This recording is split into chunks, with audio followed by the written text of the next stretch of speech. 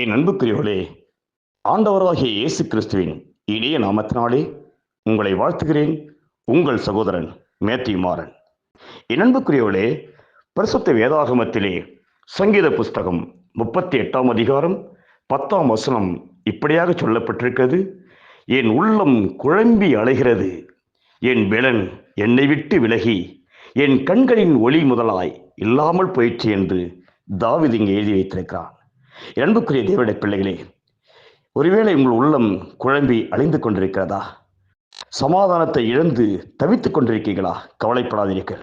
இயேசு சொல்கிறார், குமாரன் உங்களை விடுதலையாக்கினார், மெய்யாகவே விடுதலையாவீர்கள் என்று யோவான் 8:36 சொல்கிறார். ஆம் பிரியமானவர்களே, உலகம் கொடுக்கிற பிரகாரம் அல்ல, என்னுடைய சமாதானத்தை கொடுக்க என்று இயேசு சொல்கிறார். ஆகவே இன்றைக்கும் குழப்பத்திலிருந்து இயேசு விடுதலை கொடுத்து உங்களை கர்த்தர் ஆசீர்வதிப்பாராக. God bless you.